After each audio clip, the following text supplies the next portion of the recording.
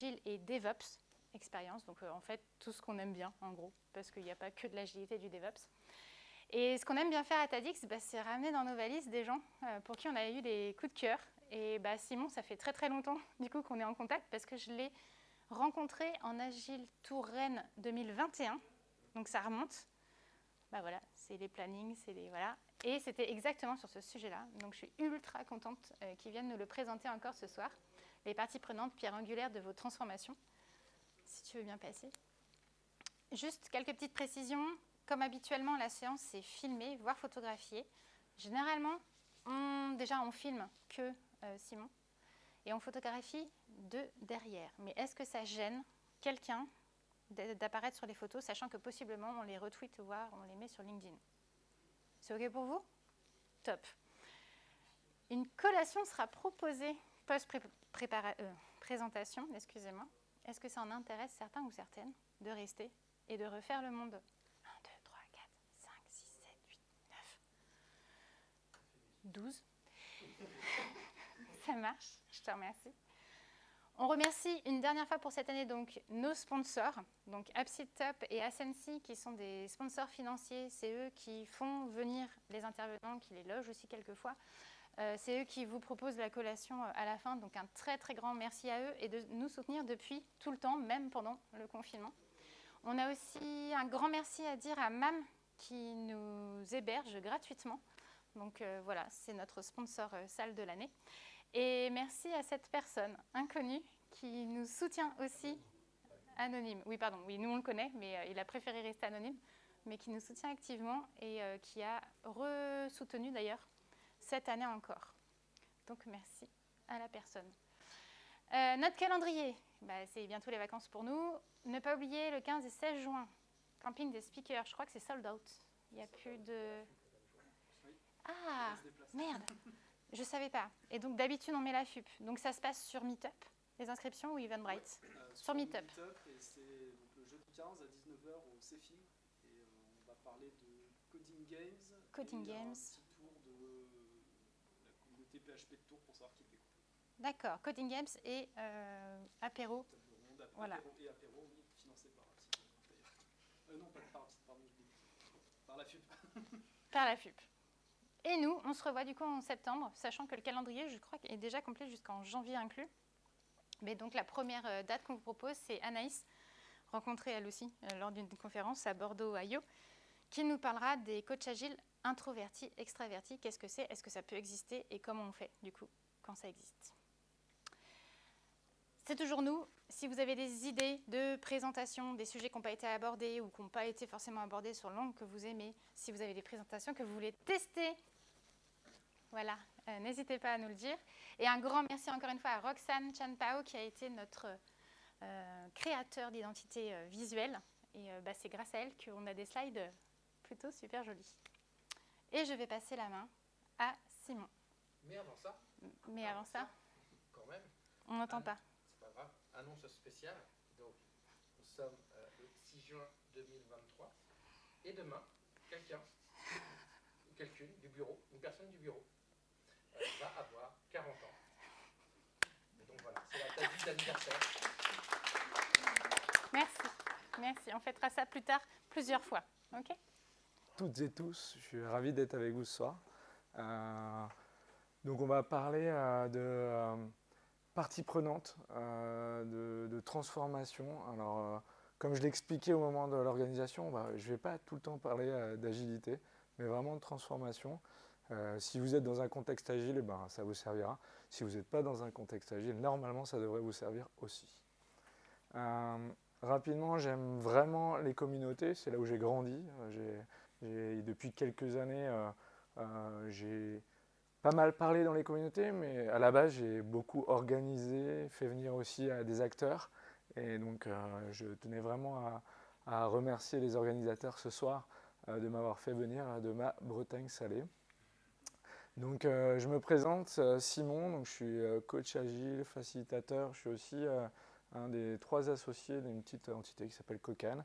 Ça fait quand même 13-14 ans maintenant que je suis dans l'agilité, on va dire. Avant, j'ai été développeur, fut un temps. pas très bon, pour être très honnête. C'est peut-être pour ça que j'ai évolué à un moment donné. J'ai été Product Owner, Scrum Master, et à un moment donné, j'ai décidé de basculer en tant que coach agile. Peut-être une petite spécificité, j'ai vécu là, et quand on s'est rencontré avec Fanny, je revenais de 4 ans où j'ai vécu en Asie, à Singapour. Et ça a été vraiment un électrochoc pour moi, puisque le choc des cultures, rencontrer des acteurs divers, m'ont vraiment poussé à travailler sur la gestion des parties prenantes, qui est un peu le sujet de ce soir. La deuxième chose que je voulais vous partager, c'est ma passion en fait, c'est et je ne suis pas payé pour ça, mais j'en fais quand même très régulièrement, c'est que je fais de l'improvisation théâtrale. J'ai relancé une troupe en revenant de Singapour, et on fait des matchs, des cabarets, et si vous ne connaissez pas, c'est vraiment extraordinaire pour travailler son élocution, mais surtout faire confiance dans un groupe, créer des choses très, très courtes, mais qui ont de la valeur. Ça vous parlera certainement si vous faites de la gestion de produits. Donc basé en Bretagne, parisien d'origine. Et si vous avez d'autres questions, n'hésitez pas à me revenir plus tard. Aujourd'hui, alors, je n'avais pas à l'anniversaire de demain important, n'est-ce pas? Mais aujourd'hui, je ne sais pas, voilà, le 6 juin, c'est quand même, pour moi en tout cas, quelque chose d'assez important historiquement. Non pas que je suis un fan de l'armée, chacun ses propres projections, mais le 6 juin, c'est quand même un débarquement qui a permis après de retrouver quand même pas mal de liberté. Et je ne sais pas si vous le savez, mais ça a été un projet d'1 an qui a été piloté par ce monsieur qui est devenu après président, etc. Mais dans l'esprit, il faut juste se dire qu'il y a eu des enjeux logistiques, des enjeux de culture, des enjeux de pays, des enjeux financiers qui ont dû être managés. Et je trouvais, en tout cas, c'était le petit clin d'œil pour aujourd'hui, c'est de vous dire, cet anniversaire, c'est aussi l'anniversaire d'un groupe de personnes qui ont réussi à vraiment manager la diversité de parties prenantes. Voilà, c'était un petit clin d'œil juste pour aujourd'hui, parce que malgré tout, ces gens-là, ils nous ont permis aussi à un moment donné de sortir d'une situation quand même assez terrible. Maintenant, je viens... alors, il y a une petite coquille parce que j'ai fait des petites bascules, vous voyez. Donc, c'est les parties prenantes, pierre angulaire de vos transformations. Moi, j'aime bien poser le vocabulaire pour commencer. Donc, pour moi, qu'est-ce que c'est qu'une transformation? Moi, je le dis comme ça. C'est on passe d'un point A à un point B entre les deux. On ne sait pas très bien ce qui s'y passe, mais c'est vraiment ça, une transformation. Une autre chose que j'aime bien dire, c'est qu'on ne peut pas être en perpétuelle transformation. On peut faire de la transformation, mais à un moment donné, on doit revenir sur l'amélioration continue. Il y a beaucoup d'organisations qui changent tout le temps, et on va en parler justement à cause de ces parties prenantes. Vous y retrouverez peut-être ou pas.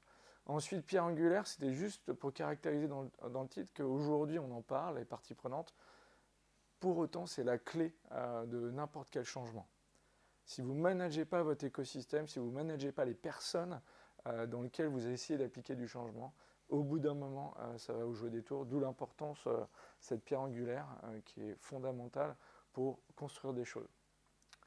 Et enfin, une définition que j'aime beaucoup qui vient du PMBOK, et vous verrez plusieurs fois, je vais vous laisser lire, je ne m'amuserai pas à lire, je considère qu'on a tous appris à lire, mais c'est la seule chose que j'ai rajoutée. Alors PMBOK, peut-être tout le monde ne connaît pas, mais le PMBOK, c'est quand même le livre de référence côté Project Management, PMI. Il y a quand même des très belles choses dedans à lire, je vous invite à aller regarder. Ce que j'ai aimé rajouter quand même dans la définition, c'est la notion de produit et d'expérimentation. C'est vraiment important de se dire qu'une partie prenante a un intérêt d'une manière ou d'une autre par rapport à ce que vous allez faire. Avant d'engager un peu plus loin, j'aimerais savoir, c'est quoi pour vous une partie prenante dans votre écosystème? Est-ce qu'il y en a qui ont une idée très claire, dépendamment de ce que vous faites, dans l'écosystème dans lequel vous évoluez, c'est quoi une partie prenante pour vous, quand vous y pensez? Il y en a qui se regardent avec les yeux, ils doivent être dans la même organisation. Oh, bienvenue. Qu'est-ce que c'est une partie prenante pour vous, au-delà de la définition, et peut-être dans votre écosystème? Ça peut être l'équipe d'à côté qui est intéressée par ce qu'on produit ou qui va le consommer, par exemple. Top, très bien. Un intérêt client au produit, une interaction. Voilà. Et j'ai entendu client, interaction, prestataire. votre équipe, ça peut. J'espère qu'un peu plus qu'un juste un intérêt, on en parlera après. Ok. Pourquoi cette session? En fait, moi, quand j'étais en Asie, je manageais une équipe de 18 coachs. Okay. Je vais dire coach agile, mais il y avait des coachs d'orga, il y avait des coachs exécutifs, il y avait plein de diversité de coachs, ce qui était plutôt très enrichissant puisque j'ai appris beaucoup à leur côté. Toujours est-il, c'est qu'une de mes coachs produits la plus, avancée part en prestation chez un client. Et le premier jour, elle est en interaction avec le sponsor. Ça arrive souvent. Elle travaille pendant 2 mois au contact des équipes avec lesquelles elle devait bosser. Et au bout de 3 mois, je reçois un coup de fil de ce sponsor et qui me dit « Mais non, mais on va arrêter la prestation tout de suite ». Et connaissant cette coach, j'étais très très surpris puisque c'est quelqu'un dans lequel j'ai entièrement confiance, à la fois dans ses compétences, dans ses capacités d'interaction. Sauf que je me suis rendu compte qu'en fait, elle avait managé justement l'équipe produit. À aucun moment donné, elle avait engagé notamment ce sponsor. Et donc je me suis dit mince, parce que moi je le faisais de manière assez naturelle. Et donc ça a été un peu quelque chose qui, je me suis dit tiens, je vais essayer de creuser. Et en fait, vous verrez, si vous êtes intéressé, c'est vraiment un body of knowledge. Alors de temps en temps, je vais faire des anglicismes, vous m'excusez, c'est mes restes de mon petit voyage, mais dans l'esprit, il y a vraiment beaucoup de connaissances autour de la notion de management des parties prenantes, plus que ce que je vais vous en partager aujourd'hui. Ce qui fait qu'au bout d'un moment, je me suis dit, en fait, on parle, alors vous connaissez peut-être cette phrase-là, ne tombez pas amoureux de votre produit, soyez plutôt amoureux de vos clients, vos utilisateurs, ça c'est en gestion de produit, c'est assez intéressant. Sur la partie, je dirais, gestion des organisations, gestion des stakeholders, on va essayer beaucoup de choses, on va essayer, souvent avec de la motivation, mais essayer vraiment d'impliquer et de tomber vraiment amoureux, alors le mot est fort peut-être, mais de vos parties prenantes les plus importantes. Impliquez-les, on va s'en parler. Donc, après avoir constaté qu'on en parle beaucoup, mais finalement peu de choses sont faites, les équipes agiles, là, c'est peut-être les seules, vont en parler au travers des sprint reviews, on en parlera, mais en général, il y a des choses qui pourraient être améliorées. Donc on a posé un peu ce cercle vertueux autour de connaître ses parties prenantes dans un premier temps. Ensuite, se les prioriser parce qu'on ne va pas, vous voyez, on parlait des clients, des prestataires, des membres de l'équipe. Il y en a tellement qu'à un moment donné, il va falloir se concentrer sur un certain nombre. Ensuite, on va les engager et c'est vraiment clé. Et ensuite, on va les manager. Donc ça, c'est très simple, je pense qu'il n'y a pas de surprise de ce côté-là. Et on va commencer par apprendre à les connaître. Là, je vais vous partager un certain nombre de modèles. Ça ne veut pas dire qu'il faut tous les appliquer, il faut prendre celui qui fait sens dans votre organisation. D'accord ? Le premier modèle, il est assez rigolo. C'est le modèle de salience. Est-ce qu'il y en a qui connaissent ? Peut-être, peut-être pas. C'est pas très grave. En gros, on va classer, on va mettre sur une carte les différentes parties prenantes en fonction de leur comportement. Et donc ça, c'est un côté très humain. Et ça va vous permettre, à un moment donné, de se dire entre puissance, légitimité et urgence, où se situent les différentes personnes avec lesquelles j'interviens. Ça, c'est une perspective. On pourrait aussi, et ça c'est plus naturel, les classer selon les rôles et les fonctions. Ça, c'est généralement très proche de l'organigramme. C'est une manière quand même de lire votre organisation, lire l'écosystème dans lequel vous évoluez. Vous pourriez aussi le faire en fonction de la structure et de la gouvernance. Est-ce que c'est des gens internes, externes, qui est le décideur, qui ne décide pas, et la relation à l'organisation. Enfin, vous pouvez suivre les plus connus dans les écosystèmes agiles. Ça vous parle, la petite histoire du poulet et du cochon. Alors, j'ai été malheureusement, j'ai eu l'opportunité de pouvoir aller faire une conférence au Liban. Plus difficile d'utiliser cette métaphore. Vous le comprendrez assez rapidement. Donc ça, ici, là, vous avez une comique, une bande dessinée qui a été faite quasiment au début du mouvement agile. Et l'objectif, ça a été de raconter très bêtement l'histoire d'un poulet et d'un cochon qui veulent ouvrir un restaurant d'Eggs on Bacon. Ça vient des US, c'est assez normal. Et au bout d'un moment, finalement, le cochon dit « moi, je ne vais pas l'ouvrir, ce restaurant ». Et le poulet dit, mais pourquoi ? Toi, tu donnes un œuf, mais moi, pour l'ouvrir, il faut que je me tue. Donc, dans l'esprit, c'est pour caractériser une chose, c'est que dans un écosystème, il y a des gens qui, si le projet se plante, ils vont se planter avec. Et puis il y a des gens qui sont plutôt observateurs et qui ont un intérêt, mais qui ne sont pas comités finalement avec ce projet-là. Donc ce qui se passe, c'est que dans les écosystèmes dans lesquels on évolue, vous allez avoir des acteurs qui vont venir perturber potentiellement ce que vous êtes en train de faire, les gens avec qui vous produisez quelque chose, alors que finalement c'est des poulets. Et vous allez investir de l'énergie pour essayer de les rassurer, pour essayer de leur donner de l'information. Mais au final, si vous vous plantez, eux, ils sont sur autre chose. Et c'est assez intéressant de se poser la question, finalement, qui sont mes poulets, qui sont mes cochons? Et vous comprendrez donc que parler de ce genre de choses dans un pays musulman est un peu plus compliqué. Il faut pivoter d'animal. Donc là, c'est selon le niveau d'engagement. C'est très important de savoir.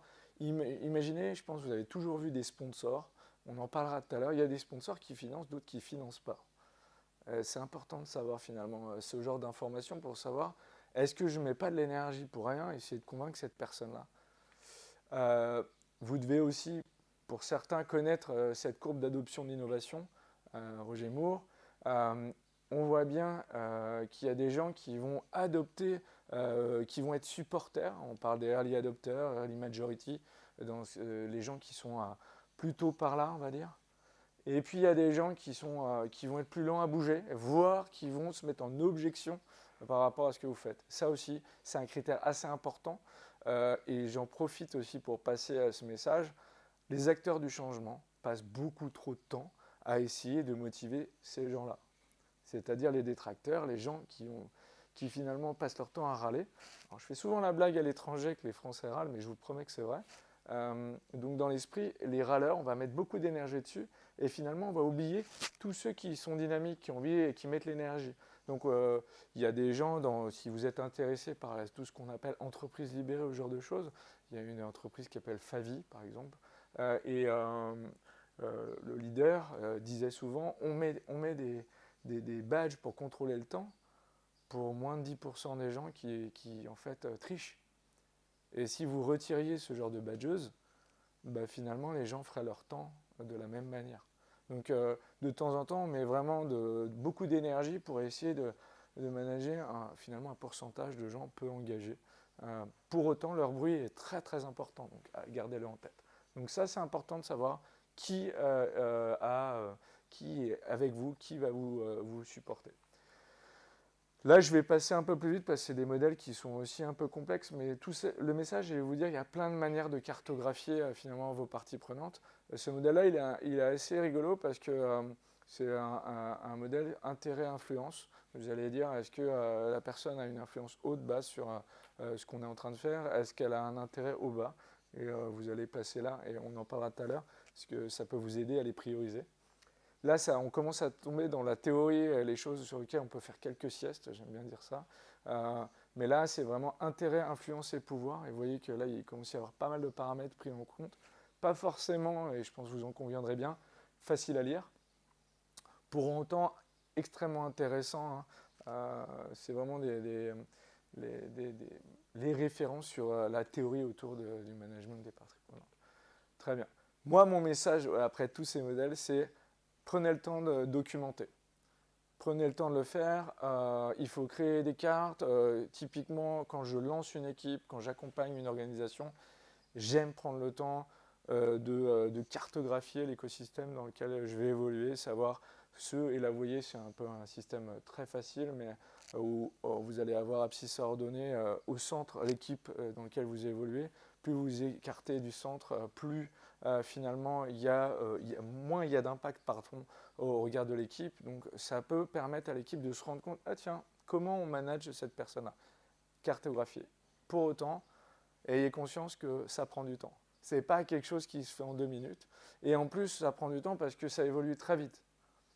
Si on parle par exemple de prestataire ou si on parle de client, pour un produit, des fois on a une cible, le lendemain on en a une autre, donc c'est des cibles mouvantes. Donc il ne sait pas le faire une fois après le documenter, mettre dans le tas des documents et puis on n'y touche plus, il faut que ça vive. Ok ?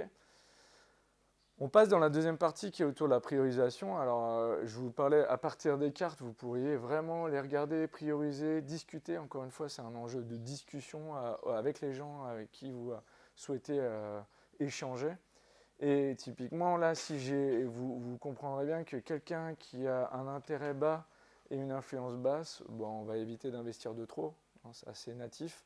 Pour autant, quand vous le voyez et que vous mettez un nom dessus, d'un seul coup, ça fait discuter, ça bouge, d'où l'intérêt de partager, d'échanger, de faire une photo, de revenir dessus. Voilà. Ensuite, ça c'est une loi que j'ai un peu plus créée moi, parce que c'est plus basé sur l'expérience. C'est ce que j'appelle, vu que j'étudie énormément de modèles, je me suis amusé à créer la loi des 3 ans du directeur. Donc là, je vais parler, ce n'est pas le cas pour toutes les grandes structures, mais les grosses structures en général ont des niveaux de rotation au niveau du management entre 3 et 5 ans. Je ne sais pas si vous avez déjà constaté ça dans les organisations, mais en tout cas, moi, si je prends un modèle de 3 ans qui est là, je vais dire la première année, le directeur, il arrive, il a du budget, une motivation à faire changer les choses, je dirais c'est le bon cheval. Parce qu'en fait, la deuxième année, lui, il a envie de retour sur investissement. Il a déjà investi, il veut montrer des choses. La troisième année, malheureusement, il est déjà dans son prochain job. J'ai échangé dernièrement avec un ami qui, lui, évolue dans une boîte où le top management évolue peu. C'est d'autres problèmes. C'est-à-dire quand vous avez des décideurs qui ne bougent pas, en termes de... C'est pas tout à fait une loi qui s'applique. Il y a d'autres problèmes pour autant, puisque malheureusement, ça se nécrose aussi. Il n'y a plus de diversité. C'est un autre sujet. Mais en tout cas, cette loi-là, je ne sais pas, est-ce qu'elle vous parle? Est-ce que c'est quelque chose... En tout cas, moi, en tant qu'externe, quand j'arrive dans une organisation, j'aime bien savoir à qui je parle. Et c'est une des questions que je pose. Depuis quand êtes-vous dans votre poste? Ça a l'air d'être une question toute bête, mais la réalité, elle me donne de l'information avec celle qui suit. Qui est-ce qui paye? C'est-à-dire que nombre de fois, j'ai interagi avec des gens qui ne payaient pas. Et au final, on a travaillé superbement ensemble et à la fin, on n'a rien livré parce qu'en fait, celui qui payait, il n'était pas OK. Et typiquement, l'erreur de ma collègue en Asie a été que la personne qui était le sponsor et qui payait n'a pas du tout été embarquée dans les discussions, dans la présentation de ce qui a été fait, ce qui aurait pu permettre de s'adapter au cours du jeu. OK? Donc de toute façon, prenez le temps de vraiment prioriser, c'est-à-dire vous avez cartographié, c'est pas le tout de rendre visible, c'est vraiment qu'est-ce qu'on en fait. Et dites-vous bien, je ne vais pas pouvoir m'attaquer à toutes ces parties prenantes, prenez-en une partie. Et donc on va les engager. Comment on va les engager? On va les engager potentiellement individuellement et collectivement. Est-ce que dans cette salle, il y a des gens qui sont fans ou qui pratiquent la facilitation au jour le jour? Parfait. Donc la facilitation, pour moi, indépendamment des corps de métier, typiquement, moi, je dis souvent, mon job en tant que... Alors c'est la première fois que je vais le dire de manière enregistrée, donc c'est rigolo. Mon job en tant que coach agile ou coach d'organisation, c'est éducateur spécialisé pour cadre supérieur. Donc, et éducateur spécialisé, pour moi, c'est un métier qui est malheureusement pas assez bien valorisé, mais qui nécessite une capacité d'écoute, d'adaptation, de gestion de groupe, de gestion individuelle qui est extrêmement soutenue. Donc je ne le dis pas juste pour rire, je dis vraiment que je me suis beaucoup inspiré là-dessus et j'accompagne les gens dans cette dynamique-là. Et la facilitation, l'art de designer une expérience unique pour un workshop, pour un produit, pour énormément de choses différentes, que malheureusement beaucoup résument par la notion de brainstorming, est extrêmement documenté, puissant. Il y a des communautés, c'est vraiment quelque chose moi, sur lequel je travaille depuis une quinzaine d'années, même avant l'agilité, et c'est quelque chose que j'aime beaucoup. Et donc, il faut utiliser la facilitation, donc l'art de designer une expérience unique pour le collectif, c'est-à-dire prendre l'ensemble de vos parties prenantes, les emmener dans une direction, et donc derrière, ça nécessite d'avoir une intention, d'avoir, et j'en parle juste après, d'avoir bien préparé, faire en sorte de respecter leur temps, parce que si les gens vous engagent, la première chose qu'ils vont vous dire, ouais non mais j'ai pas le temps, ça c'est une des premières choses, donc il faut le respecter, voir un peu qu'est-ce qu'on peut faire avec le temps qu'ils sont prêts à vous donner. Et ça doit se compléter, et vous verrez bien, même si je suis coach, que je le dis dans un second temps, il faut utiliser des compétences de coaching pour des conversations individuelles. Et j'ai eu encore ce matin cette situation où les gens savent de temps en temps se projeter d'un point de vue collectif, et je pense qu'ils devraient investir sur la facilitation pour avoir des réunions un tout petit peu plus stimulantes. Hein. On fait quand même beaucoup de réunions ennuyantes, et on en a beaucoup, et aller voir les gens de manière individuelle. C'est pas simple d'aller voir les gens de manière individuelle, c'est pas quelque chose de natif pour tout le monde. Certains sont très à l'aise, d'autres un peu moins. Certains vont être à l'aise d'aller vers l'autre, mais la personne n'a pas envie d'être en face à face. Donc ça, c'est quelque chose qui, pareil, s'accompagne. Pour les conversations individuelles, il va falloir vous poser la question, si tu es mon partie prenante, la personne avec laquelle j'ai envie d'engager, j'ai besoin de comprendre c'est quoi ton besoin. Okay, on fera un petit exercice pour clore cette conférence qui est assez intéressante, qui vient d'un monsieur qui s'appelle Tiagi, et qui a pour objectif de montrer que ce n'est pas parce que vous avez une énergie folle à changer le monde que la personne en face a envie de le faire. Donc si vous voulez l'engager, vous devez connecter son besoin à lui. Potentiellement trouver les leviers pour connecter ce besoin et l'embarquer dans votre dynamique. Donc il va falloir faire une chose sur laquelle on a tous à s'améliorer, c'est développer sa capacité d'écoute. Certains l'ont de manière native. Moi, typiquement, c'est vraiment mon levier, c'est la partie que j'essaye de travailler depuis des années, mais je sais que je peux encore progresser. Ensuite, un élément extrêmement important, c'est le langage, le vocabulaire. Si vous engagez quelqu'un avec un vocabulaire qui est différent de son vocabulaire usuel, vous n'allez pas créer cette confiance qui va vous permettre de l'engager. Typiquement, histoire de s'enregistrer, un peu faire quelques vannes sur mes amis et collègues coachs, certains coachs arrivent en parlant d'empathie et de pleine conscience à des gens qui ne sont absolument pas sur ce genre de problématique. Et les gens vont dire et puis finalement, ils ne vont jamais être engagés. Donc il faut vraiment faire très attention sur le vocabulaire que vous allez utiliser, la manière, les habitudes, ce que les gens utilisent. Il y a des techs dans la salle, si vous êtes intéressé par le DDD, c'est vraiment ce que porte le DDD. C'est vraiment se dire, typiquement, je fais un escalier, tout ce que je vais coder, tout le vocabulaire, tous mes attributs vont être alignés avec le vocabulaire du métier en question. Ensuite, il faut essayer de pousser la porte, c'est-à-dire que les gens ont une capacité à vous donner les choses pour rassurer. Si vous voulez vraiment avoir de la valeur, il va falloir pousser, encourager l'élaboration et surtout documenter. J'ai une interaction, on s'est vu, on se redonne rendez-vous généralement dans 2 semaines, en fonction du rythme que vous voudrez prévoir. Mais j'ai documenté, j'envoie une petite synthèse pour dire voilà, on s'est entendu, mais c'est hyper important. Si vous ne documentez pas, votre cerveau est bien fait, il passera sur le prochain sujet, la prochaine interaction, et finalement, quand vous reviendrez vers la personne, vous le ferez peut-être redire des choses qu'il a déjà dit. Et là, ce n'est pas très bon pour la confiance. C'est là où il va falloir, et c'est ce que je disais, préparer, engager la communication, savoir un peu quel canal on va utiliser, quelle fréquence, etc. Il faut que ce soit très clair. Et pour moi, ça fait partie de la rigueur quand on engage un partie prenante.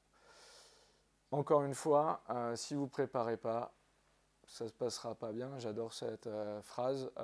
Moi, j'ai rarement vu des choses réussir sans préparation. Mais si vous regardez bien les organisations, on prépare de moins en moins aussi. Donc c'est un peu ralentir pour aller plus vite. Hein. Prenez le temps de préparer. N'engagez pas une partie prenante importante pour votre projet, pour votre produit, si vous n'êtes pas prêt. Je l'ai fait, je vous assure que ce n'est pas très bon. Ensuite, questionnez, travaillez la vision. Et la vôtre et celle du partie prenante. Il y a des fois des erreurs. Vu que je vois que tout le monde ralentit, on va faire l'exercice maintenant parce que ça va bien là-dessus. Si vous avez des problèmes à la nuque, restez observateur. Ne vous inquiétez pas, je ne vais pas vous faire du hard rock. Hein. Mais dans l'esprit, on va regarder le plafond. Donc à un moment donné, s'il y en a qui ont des problèmes, je préfère que vous soyez observateur. Donc je vais vous inviter à vous lever parce que là je sens qu'on se ralentit, donc ça va me permettre de redonner un second souffle à ce petit talk et d'imaginer, j'explique d'abord et ensuite on le fait. Vous allez imaginer au plafond une horloge. Oui, je sais, c'est pas forcément ça, mais ceux qui ont un vidéoprojecteur, il faudra l'imaginer sur le vidéoprojecteur. Cette horloge, comme elle a des aiguilles, d'accord ? On va se focaliser sur la grande aiguille et c'est l'index, hein, celui-là, je ne me trompe pas, va tourner vraiment dans le sens des aiguilles d'une montre. Et vous allez pointer vraiment le bout de la grande aiguille, d'accord, sur votre horloge. Vos yeux vont rester rivés sur le centre de cette horloge, très bien. Et votre poignet, ce que je ne veux pas avoir, c'est ça. Okay, votre poignet, il doit vraiment rester horizontal. Okay, je peux comprendre, vous vous dites, mais qu'est-ce que je fais là? Qu'est-ce qu'il vient me faire? Mais c'est pour la bonne cause, vous inquiétez pas. Donc je vais vous inviter à pointer du doigt vraiment, maintenant regardez en l'air, regardez le centre de cette horloge et commencez à décrire des cercles, des grands cercles. Prenez des grands cercles, c'est une grande horloge. Hein, et donc votre poignet reste vraiment à l'horizontale. J'en vois déjà qui font des cercles. Tu vois, là, je me permets. Fais vraiment un beau cercle avec ton poignet qui reste sur la même assiette. Et vos yeux restent figés sur le centre de cette horloge, mais progressivement, votre poignet va descendre verticalement jusqu'au niveau de votre poitrine. Voilà, donc ça doit faire un truc comme ça. OK? Donc, voilà. Allez, on descend, descend, descend jusqu'au niveau de la poitrine. Jusqu'au niveau de la poitrine, c'est là où tu... Voilà. Tu peux descendre, vas-y, vas-y. Il faut y aller. À un moment donné, la poitrine, c'est plus par là. Voilà. Et je vous invite maintenant à regarder votre doigt et à me dire dans quel sens il tourne. Hein? Oui, il s'est jamais tourné dans l'autre. Ouais, il est dans quel sens? Il y en a toujours qui me disent dans le même sens. Là, c'est pas normal. Ok. Ok, on le refait. Si vous avez un doute, vous pouvez le refaire. C'est gratuit. Voilà. Ça fait partie du package.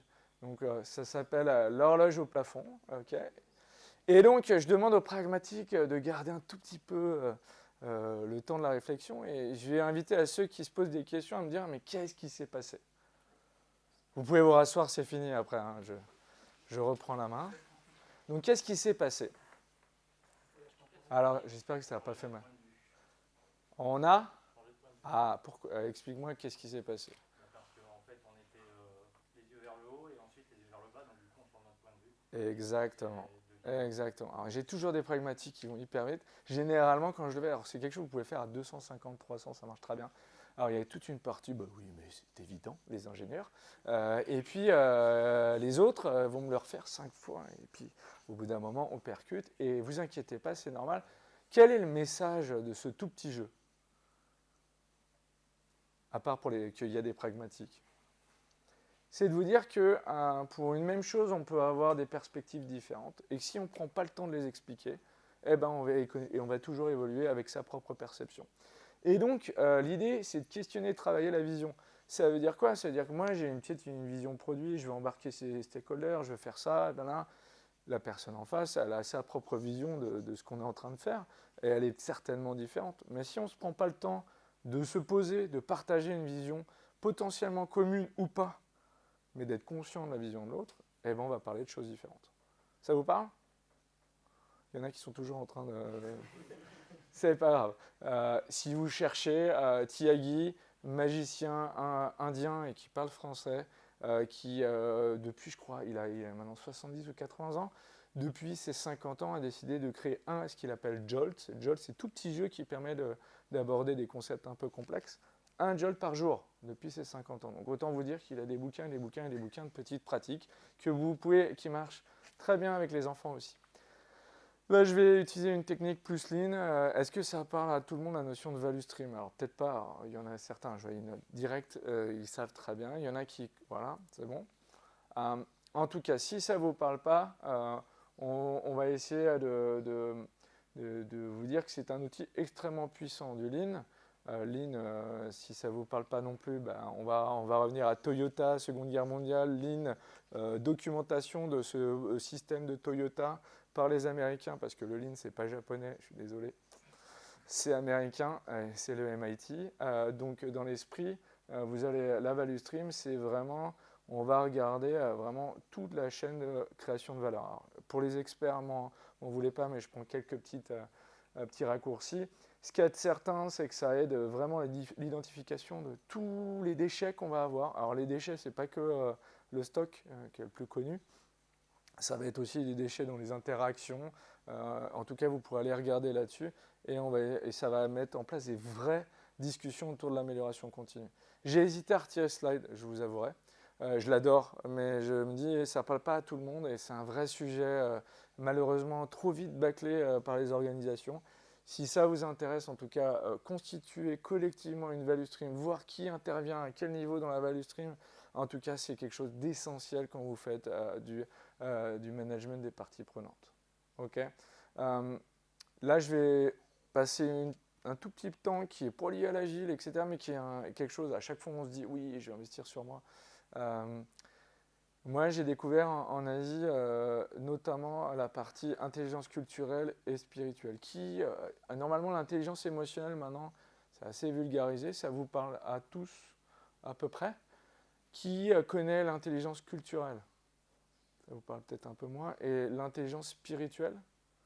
Vous allez voir, je vais les expliquer un petit peu, mais en tout cas, ayez juste conscience que j'ai des petites histoires derrière à chaque fois et qui m'ont amené à mieux comprendre les parties prenantes que j'ai rencontrées.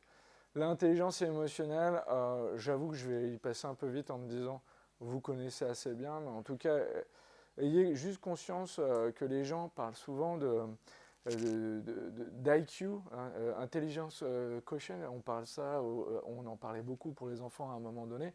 Quand même, aujourd'hui, l'intelligence émotionnelle est beaucoup plus prise en compte dans nos sociétés et notamment dans la capacité de reconnaître et comprendre, maîtriser ses propres émotions. Pour info, moi, ce que j'utilise pour commencer, alors derrière, j'en parlerai aussi rapidement, on parle de communication non violente, ce genre d'outils, mais ce que j'utilise moi beaucoup, c'est cette roue des émotions, vous devez peut-être connaître. Ayez juste conscience que, moi en tout cas, j'ai été éduqué avec un niveau de connaissance des émotions très très bas. C'est-à-dire que les émotions primaires, ça je connais bien, de par mon éducation. Aller plus loin, plus compliqué. J'ai 3 enfants, mes 2 aînés. Mon aîné, c'est quelqu'un qui a énormément de mal à gérer ses émotions. C'est-à-dire qu'il ne sait pas en parler, il a beaucoup de mal et à un moment donné, ça éclate. Et c'est généralement trop tard. Ma deuxième, elle, à l'école, elle a été formée à ça. C'est-à-dire qu'elle a un vocabulaire très développé sur les émotions, elle est capable de caractériser une ou plusieurs émotions, de dire dans l'état où elle est. Et donc, elle a une intelligence émotionnelle beaucoup plus élevée, je dirais, que celle de mon fils.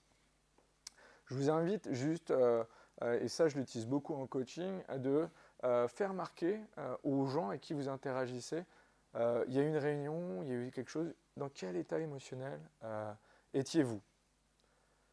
En fait, je leur donne, même limite je leur imprime des fois, et je leur dis, juste quand vous êtes dans la réunion, mettez juste un point noir sur l'émotion qui vous a traversé pendant la session. Et étonnamment, quand on fait la session de coaching, je leur dis de le montrer. Et là, ils me montrent les points noirs. Et quand vous avez l'émotion, vous reconnectez l'entièreté du contexte immédiatement. Votre cerveau est fait comme ça. Il y en a qui sont très précis pour décrire des situations, mais la réalité, c'est quand vous êtes dans une nature frustrée et vous passez dans quelque chose qui, d'un seul coup, va devenir très positif, on oublie. Donc en mettant des petits points sur les différentes émotions, vous arriverez à repositionner qu'est-ce qui s'est réellement passé dans la cérémonie. Voilà, c'était un petit digression comme j'aime faire. L'intelligence culturelle, c'est la capacité à s'adapter dans différents contextes culturels. L'histoire que j'aime bien raconter, c'est mon premier voyage en Chine. J'étais basé à Singapour. Je pars pour un grand groupe français, accompagné des équipes à Shanghai. À Shanghai, alors, qui a déjà été manger en Chine? Non. Ce qu'il faut savoir, alors je vais le raconter autrement. Vous, quand vous aviez une assiette, vous mangez avec vos grands-parents, avec vos parents, c'est quoi qu'on vous disait à la fin du repas? Est-ce que vous laissiez l'assiette pleine, à moitié pleine, vide? Moi, j'avais ça en tête. Je suis arrivé en Chine, j'avais le message de ma grand-mère qui me disait, pour être poli, il faut finir l'assiette. En Chine, on vous amène un plat, enfin généralement c'est partagé en plus, on vous sert, on mange, je mange. Et puis, comme vous pouvez voir, j'aime manger. Donc, dans l'esprit, je mange. On recommande. Je mange. Je commence à avoir trop mangé. On recommande. On me resserre. Je mange. Et je me sens mal. Et je me dis, mais qu'est-ce qui se passe? J'ai trop à manger. Je lui dis, mais arrête de commander, j'ai plus faim. Et là, il m'explique, en Chine, il faut laisser l'assiette à moitié pleine. Ça veut dire qu'en tant qu'hôte, j'ai donné assez à manger à mon invité. Vous voyez? J'ai une autre histoire si vous aimez la République tchèque, mais c'est plus autour de la bière. Si vous allez en République tchèque et que vous buvez de la bière, à un moment donné, quand vous voulez vous arrêter, soit vous retournez votre mug, enfin votre pinte, votre verre, très bien. Sinon, ils remettent de la bière. Donc tout ça, c'est juste pour expliquer que ça, c'est le côté plus rigolo, découverte culturelle. Mais il m'est arrivé une histoire en Roumanie quand je travaillais pour un groupe de télécommunications qui a le nom d'une couleur. Et en fait, je me retrouve avec un collègue de la même entreprise à table et on mange bien. Et on s'était dit à la fin, on fait comme à Paris, j'étais parisien à l'époque, on partage. Okay, on arrive à la fin du dîner, je demande l'addition et je dis, s'il vous plaît, vous partagez. Le serveur nous dit non. Bah si. Et en face, la personne commence à s'énerver au point de dire, oui, c'est facile, à Paris, on fait comme ça. Et je vois le serveur qui est en train de suer, qui n'est pas bien du tout. Et donc, je lui demande, qu'est-ce qui se passe? Et là, il me répond, bah, je ne peux générer qu'une facture.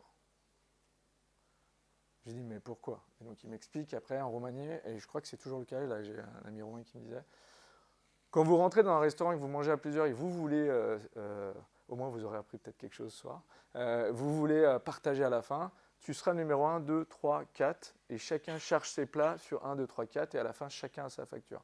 Si au début vous ne le dites pas, c'est-à-dire qu'il y en aura un qui paiera pour tout le monde. C'est lié à l'anticorruption, c'est des lois, etc. Si vous vous projetez dans une dynamique culturelle comme chez moi, c'est comme ça, et je vais là-bas, c'est pareil, et la Roumanie, c'est particulier parce que ça ressemble quand même beaucoup à ce qu'on vit ici. Il y a moins de différence peut-être avec un restaurant à Shanghai au niveau culturel. Mais la réalité, c'est vraiment ça qu'il faut retenir, c'est comment je développe une curiosité pour comprendre que ce que j'analyse n'est peut-être pas exactement ce que j'analyse.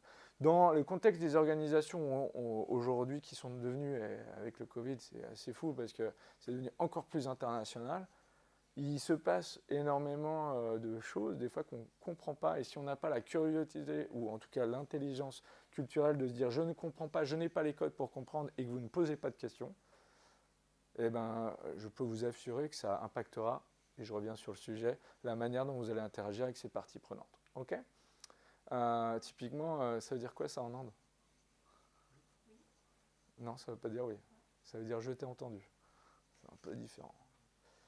Ils ont un oui, ils ont un non, mais ça là, c'est je t'ai entendu. Ça veut dire ni oui ni non. Et donc, j'ai vu plein de Français qui travaillent avec l'Inde et qui disent mais il m'a dit non. Ah bah non, il t'a ni dit oui ni dit non. Il a dit ok, je t'ai entendu. Ça, c'est typiquement aussi des choses comme ça à retenir. L'intelligence spirituelle, c'est plutôt, c'est encore différent et ça peut toucher les enfants à peu près dans ces âges-là. C'est la capacité, l'intelligence de pouvoir continuer à vivre si je ne comprends pas ce qui se passe. C'est pas lié à un dieu, c'est vraiment lié c'est sur le sens, l'origine des choses. Et il y a un âge où les gens se posent des questions sur la mort, qu'est-ce que vient après, etc. Mais en tout cas, typiquement, les gens qui sont plutôt des agilistes ont un rapport à l'incertitude et donc généralement une intelligence dite spirituelle un peu plus haute que des gens qui ont besoin de tout savoir et de valider et qui se sentent extrêmement mal s'ils n'ont pas ces enjeux-là. Si vous n'êtes pas capable de comprendre que la personne en face de vous n'est pas sur le même niveau d'intelligence spirituelle, vous allez engager des gens typiquement dans de l'incertitude qu'ils ne pourront jamais accepter. Et c'est typiquement, souvent, les agilistes se retrouvent face à une incompréhension. Pourquoi moi je fais des choses et elles ne comprennent pas. N'hésite pas à réagir si tu as envie. Mais voilà, ça vous parle, ça vous parle, ça, cette intelligence spirituelle. C'est juste là pour vous dire, ça existe, creusez, mais dites-vous bien qu'il y a des gens qui sont très à l'aise avec le fait de ne pas savoir ce qui va se passer, et des gens qui ne le sont pas du tout. Si vous ne prenez pas ça en compte, ça va frotter un moment. Ok, donc on va manager enfin les parties prenantes. Donc on va les inviter, on va les engager. Alors pour les agilistes, via les sprint reviews notamment. Moi malheureusement, je trouve les sprint reviews sont très mauvaises, mal faites. Les gens font un effort colossal au niveau des équipes pour engager finalement pas grand chose. Donc voilà, les démos, ça c'est toujours intéressant. Et notamment, si vous, on parlait un peu design tout à l'heure, mais si vous êtes intéressé par tout ce qui est design thinking, etc., savoir engager vos parties prenantes, vos customers, enfin vos utilisateurs, vos clients, c'est intéressant. Une autre chose qui est pour manager, pour moi en tout cas, il faut mesurer. On est très mauvais en métrique et je ne dis pas performance, hein, je ne dis pas KPI ou des choses comme ça, c'est qu'est-ce qu'on mesure pour pouvoir continuer à avancer. Il faut aussi, et ça vient plus du design, hein, moi c'est vraiment quelque chose que je porte en moi depuis des années, c'est que je valide, je répète, alors des fois ils disent t'es lourd, hein, je peux être lourd, mais dans l'esprit j'aime valider, questionner, m'assurer, je préfère répéter plusieurs fois que de considérer que c'est validé.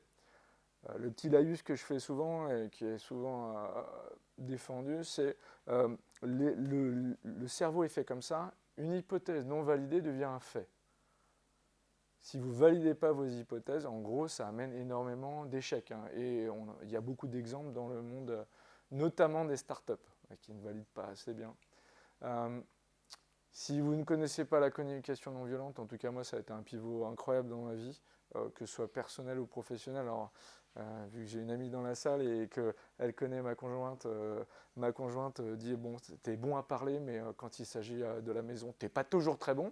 Donc c'est vraiment un travail d'une vie et la communication non violente, et ceux qui pourraient écouter, excusez-moi les raccourcis, mais se base pour moi autour de deux choses, l'expression de vos émotions, état émotionnel, et de votre besoin. Et ça permet vraiment, quand quelqu'un, un partie prenante, viendrait vous rentrer dedans pour X, Y, Z raison, partager vraiment l'état d'esprit dans lequel vous recevez cette interaction et la caractérisation de ce que vous avez besoin.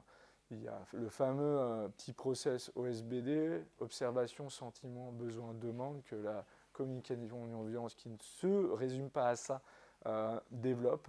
Mais en tout cas, si vous avez l'occasion d'aller creuser dans cette direction-là, moi, c'est quelque chose qui m'a fait énormément de bien, que ce soit avec mes clients, avec mes collègues, avec ma conjointe, avec mes enfants. C'est en tout cas quelque chose qui est extrêmement intéressant à creuser, notamment pour fluidifier. Alors, qu'est-ce que c'est l'assertivité pour vous? Qu'est-ce que c'est être assertif? Parce que c'est beau de manipuler des jolis mots, mais en fait, si on ne sait pas...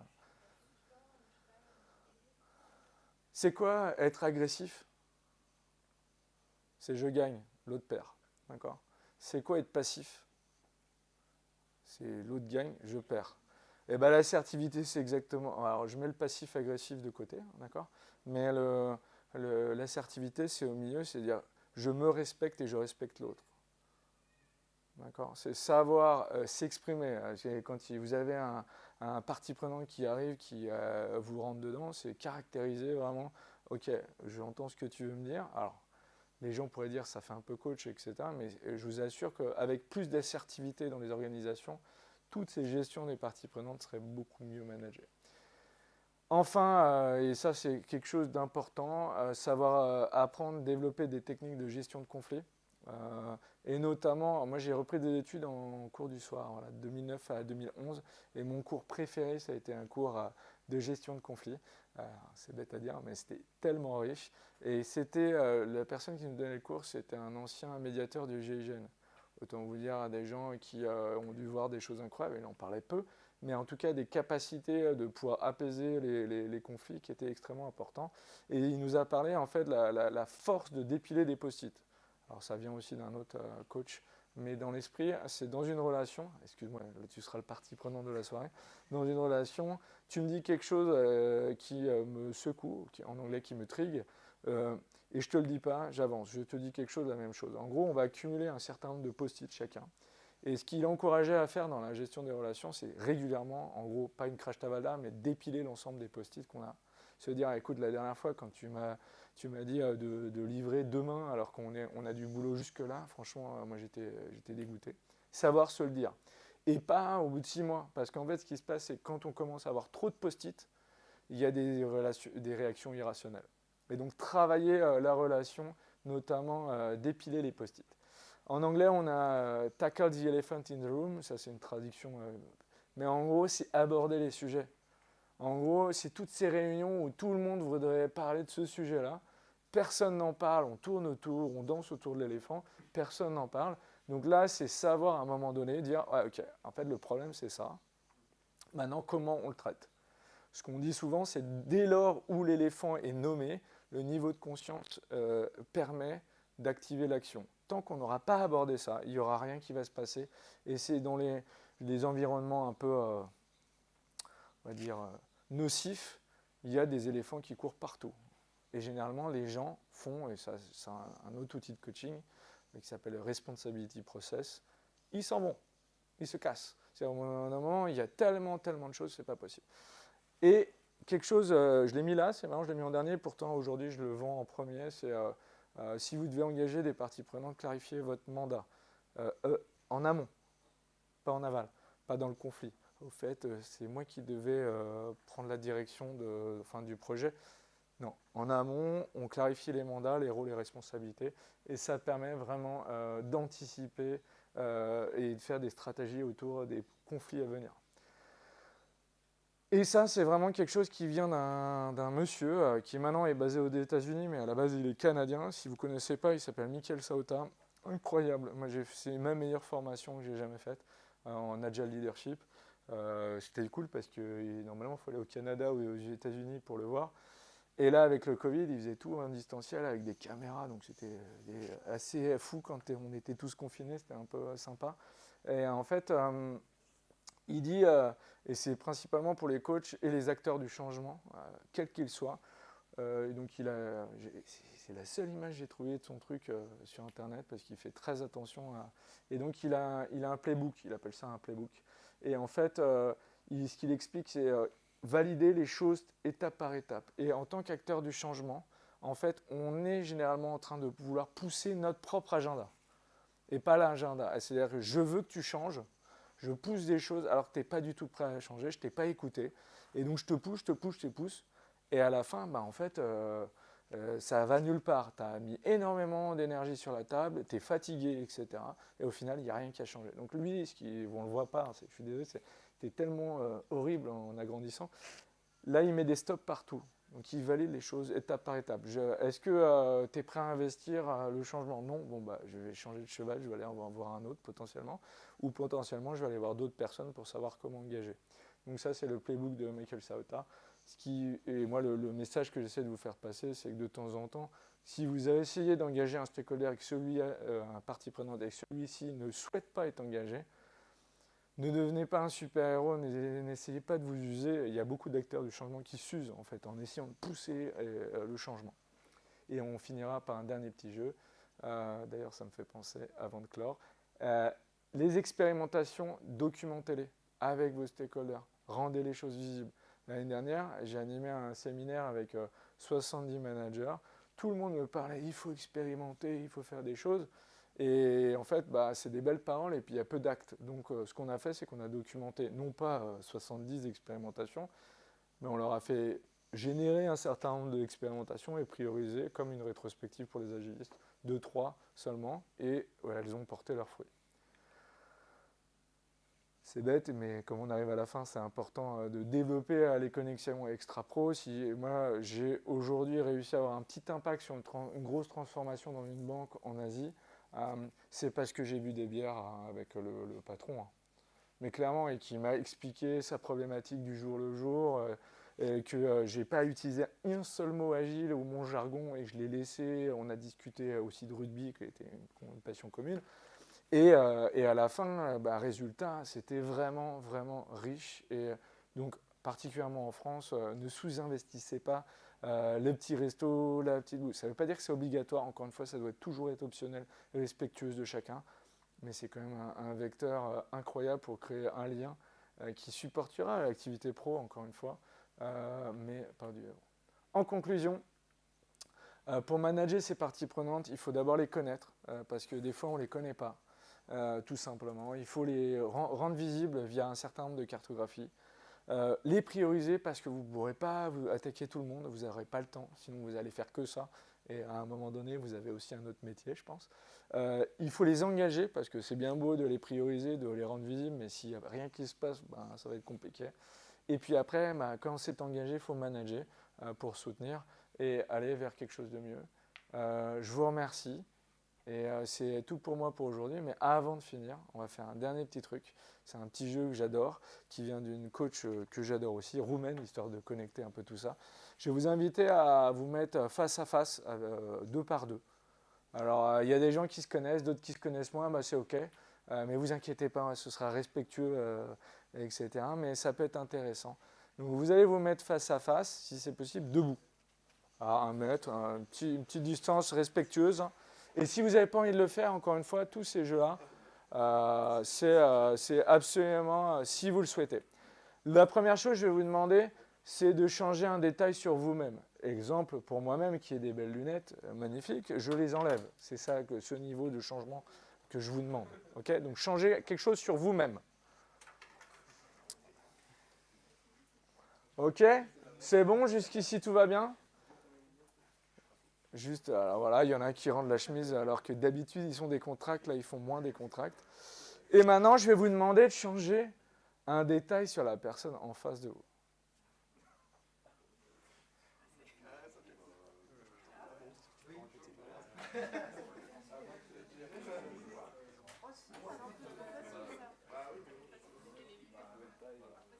OK. Alors c'est là où des fois dans les ambiances un peu crazy, on a des gens qui se retrouvent avec des trucs sur la tête, mais c'est très bien, vous vous êtes respectés. L'expérience est finie. Vous pouvez récupérer, si vous ne voyez rien, remettez vos lunettes, ce sera plus facile. Ça va être mon cas. Et donc pour finir cette petite présentation, je voulais vous présenter ce tout petit jeu qui est un jeu sur le changement. Qu'avez-vous ressenti quand vous avez changé quelque chose sur vous-même, C'était quoi l'émotion? Facile? Pas grand-chose. Quoi d'autre? Non? Relativement simple. Quelle a été votre relation lapsus, quel a été votre sentiment ou émotion quand la personne en face a changé quelque chose sur vous? Je ne parle pas de vous changer, je parle de vous. C'était quoi l'émotion qui vous est passée par la tête? Toi, tu as confiance?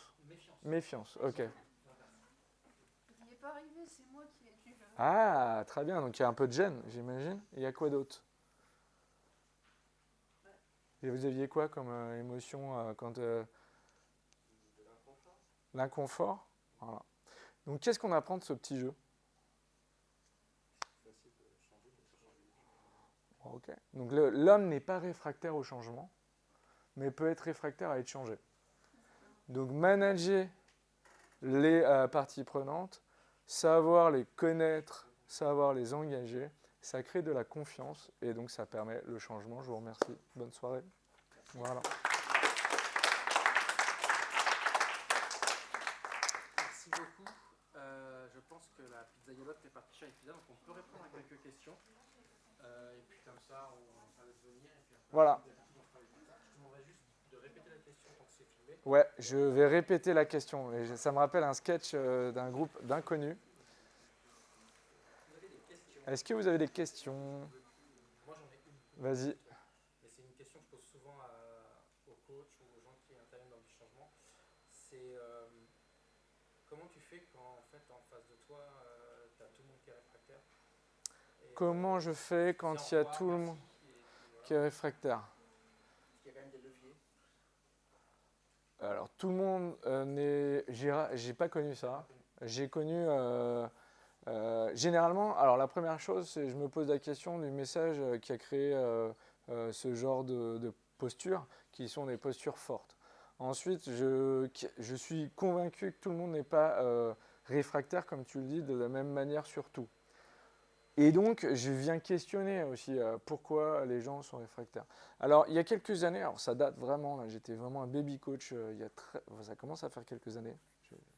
Je me suis retrouvé avec un monsieur qui s'appelle Jürgen Appelo, que vous connaissez peut-être, qui a écrit un livre qui s'appelle Le Management 3.0, qui a fait beaucoup de choses, qui est assez, on va dire, reconnu dans la sphère agile. Et je lui ai posé la question, comment tu gères les détracteurs? Bon, le truc, c'était si vous posez une bonne question, vous gagnez un livre. Bon, à l'époque, j'avais envie de gagner plein de trucs, donc j'ai posé ma question, exactement ça là. Comment vous faites pour gérer? Et sa réponse a été un peu directe. Il a dit je les tue. Après, il a dit c'est une blague, mais la réalité, c'est que je n'y prête pas attention. Ça veut dire quoi? C'est que, attention, encore une fois, des fois, on a le sentiment que tout le monde est en détraction et ce n'est pas le cas pour tout. Donc, il faut aller sonder, comprendre mieux le pourquoi de la posture. Et puis, à un moment donné, de peut-être soit pivoter et travailler sur autre chose, essayer de se dire, bah, c'est peut-être pas le bon moment, faire autre chose. C'est-à-dire, pas forcément partir de l'organisation, mais essayer de trouver un angle d'attaque différent. La réalité, c'est que, en tout cas, essayer de changer de manière frontale un détracteur, ça ne marche pas. Et il y a des acteurs, pour le coup, qui sont plus... oula, ça y est, là, je ne vais plus avoir d'argument. Ça te va à peu près? C'est pas, j'essaie de ne pas vendre du rêve non plus. Est-ce que... Pour la continuation de cette question, en fait, est-ce que c'est via les early adopters, par exemple? Si tu focalises ton investissement sur les gens qui vont adopter ton changement, qui vont adopter en premier, est-ce que tu comptes sur eux pour transformer les autres? Exactement. Alors, je répète, est-ce que je dois compter sur les early adopters? Donc, les early adopters et les innovateurs avant eux, dans cette courbe d'adoption d'innovation. En fait, je les supporte parce qu'eux ont l'énergie. C'est un peu le jeu sans la pièce dans la machine. C'est-à-dire que généralement, tes early adopters, tes innovateurs, c'est des gens, ils sont déjà à fond, quoi. Donc, ils ont finalement plus besoin d'être mis en lumière, d'accompagner les choses qui sont faites.